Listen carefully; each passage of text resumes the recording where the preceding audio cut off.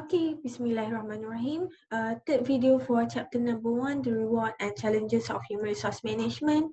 Kita di sini, the challenges and rules sebelum kita pergi ke sini. Okay, so kita dah tengok the first 3 challenges. Okay, now kita nak pergi for the rest. Okay, so macam Madam kata memang agak panjang lah perbincangan challenges ni.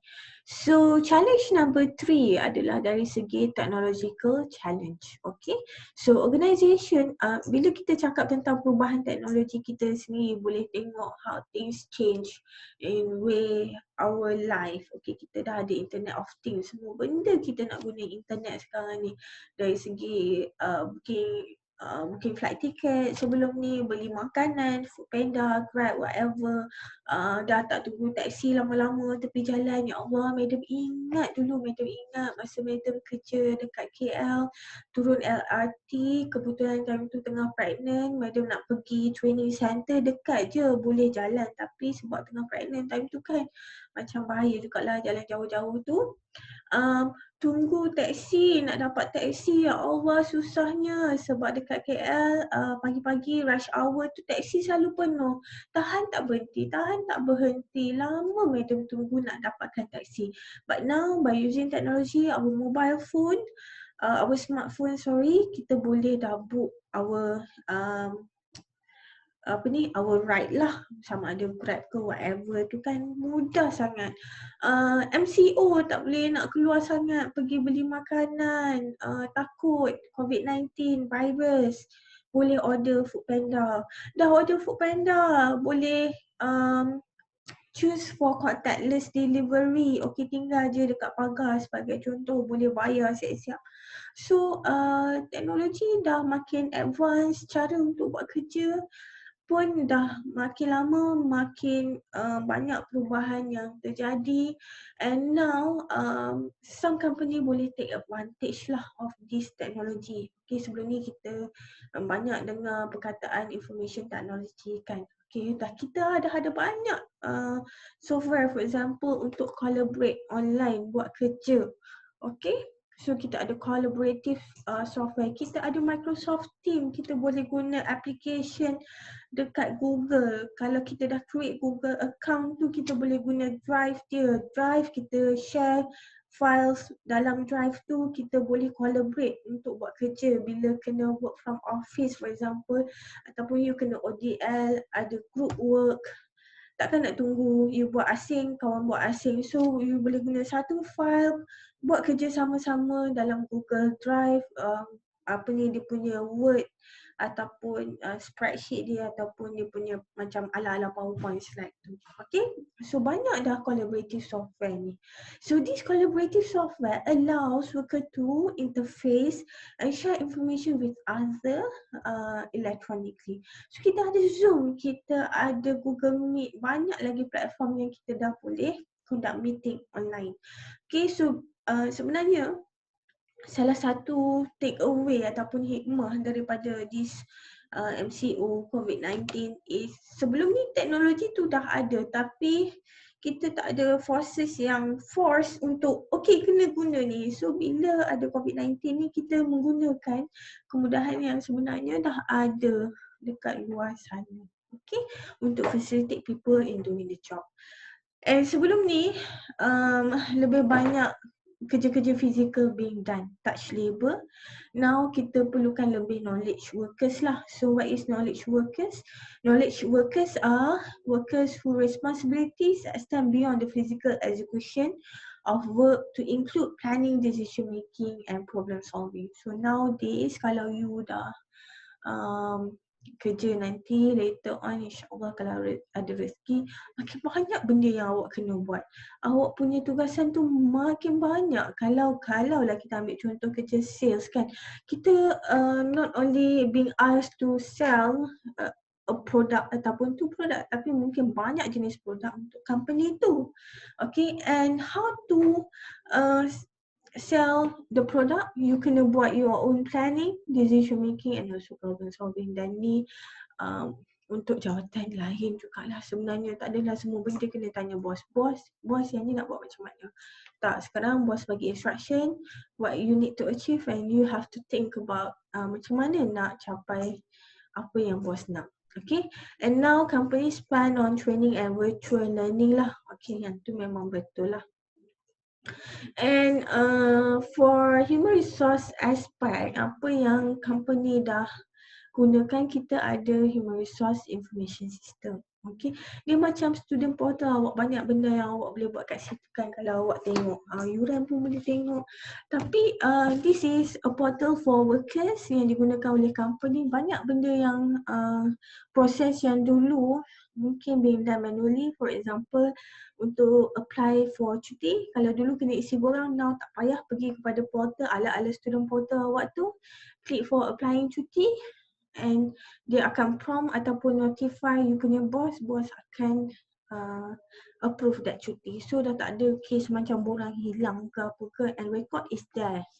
Okay, so this tu salah satu contoh lah. Banyak lagi function HERIS ni. Okay, and it provide current and accurate data for purposes of control and decision making for the company.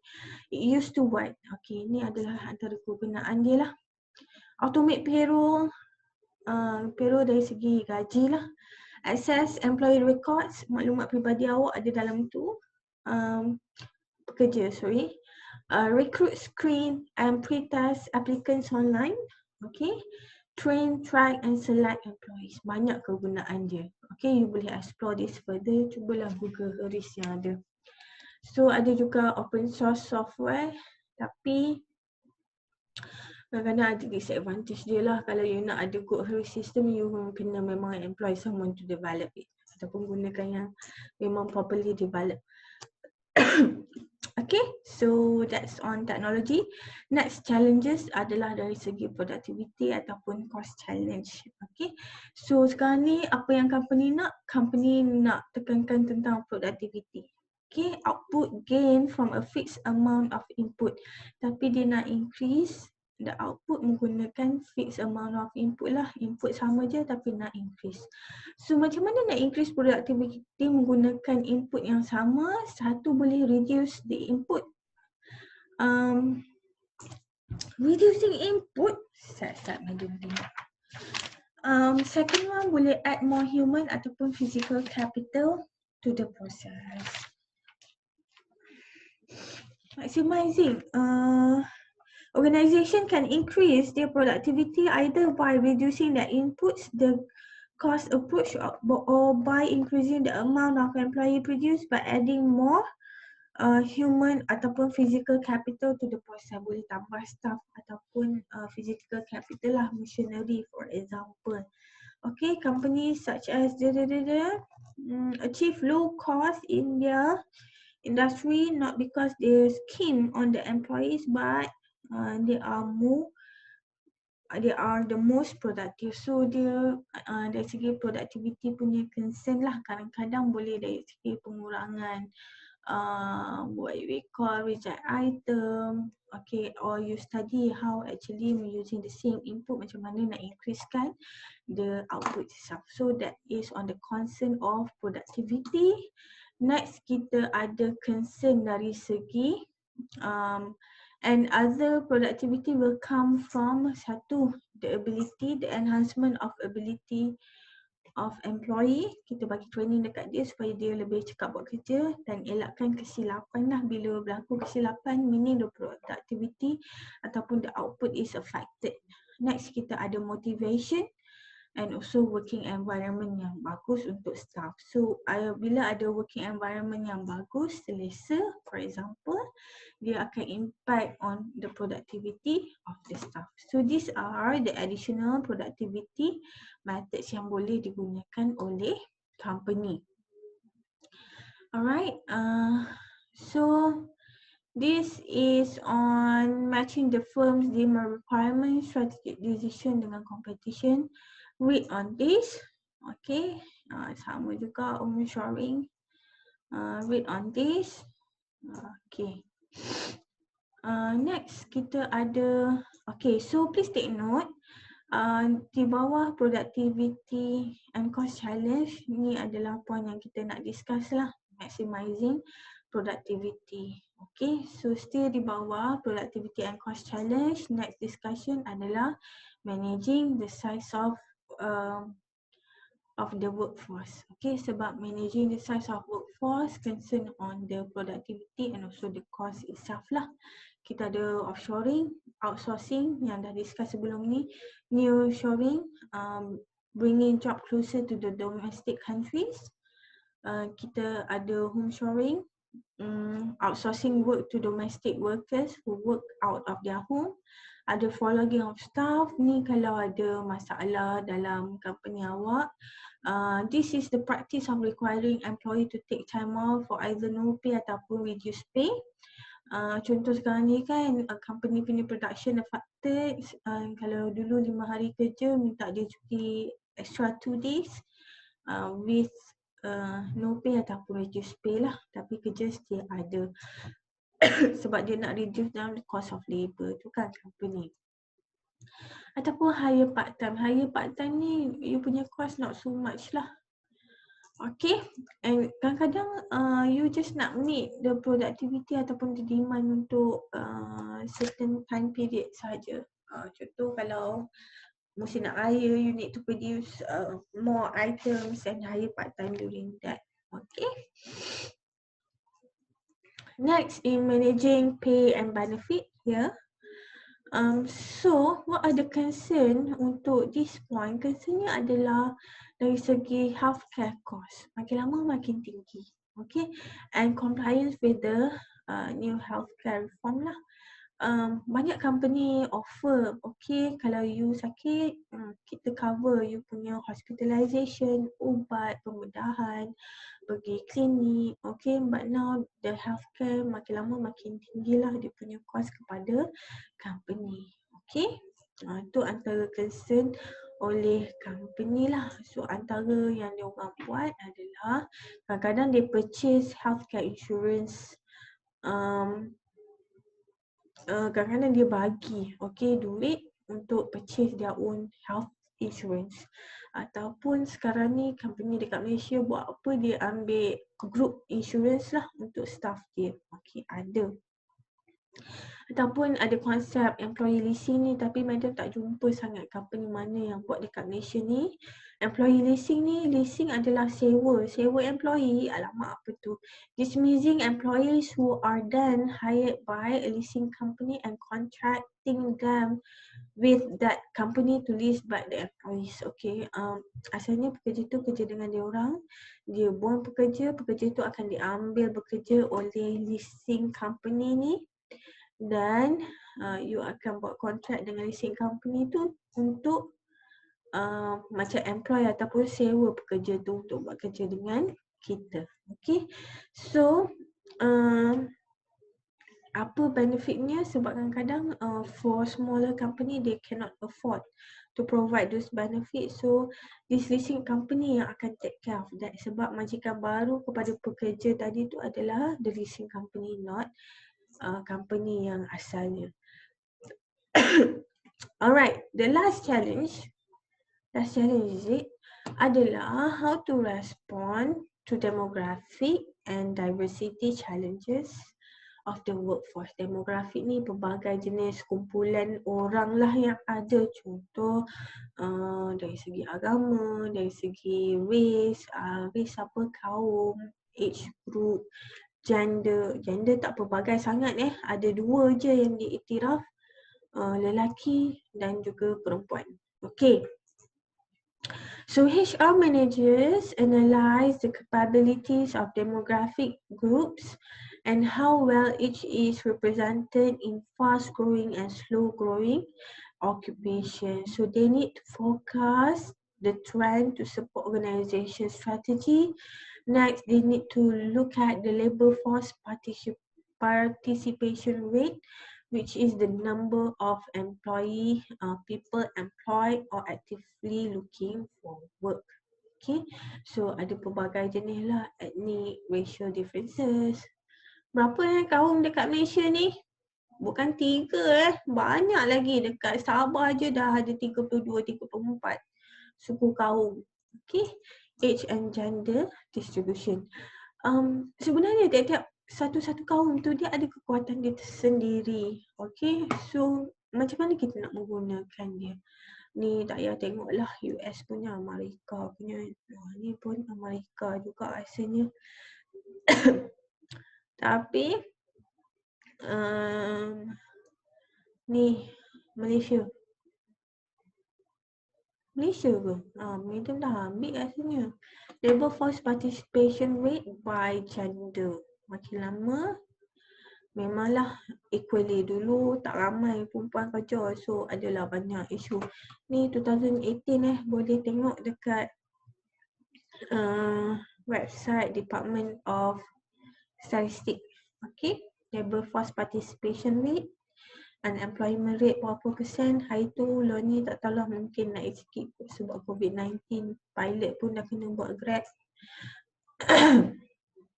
Okay, boleh tengok. Ni tak jumpa. Table ni Madam tak jumpa the latest one. Kalau you jumpa, okay, task.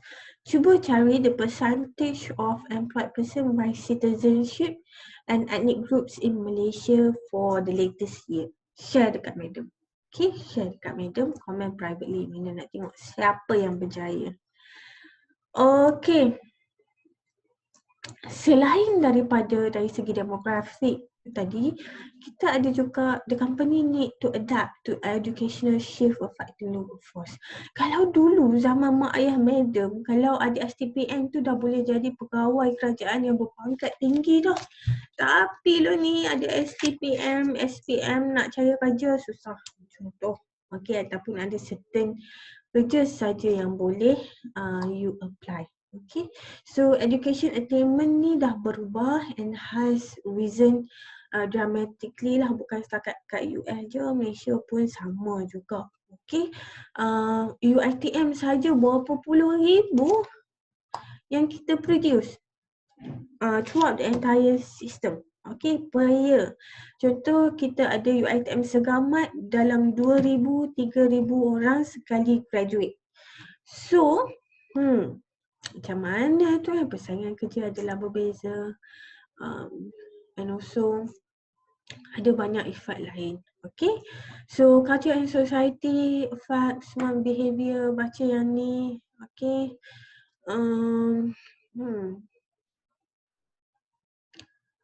next one, this is on the education tadilah. Okay, next one, adapting to the cultural and also societal changes lah.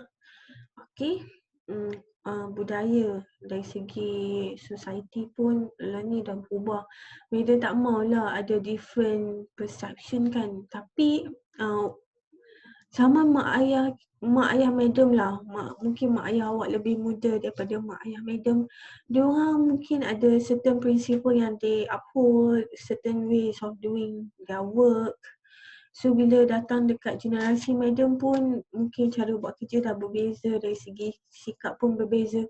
Generasi awak pun dah berbeza. Okay, so bila dah lama-lama makin tua ni, we notice the differences. Okay, the differences that could affect one's behavior seseorang tu. So these changes ni affect apa? Dia akan influence the reaction to work assignment, leadership style. Okay, I had a friend yang being a manager like in his early 30s. Okay, and dia kena manage people yang dah dekat nak retire. So cara dia bekerja lebih santai, macam kawan-kawan gitu. Sebab apa? Dia kata kita bekerja bersama-sama.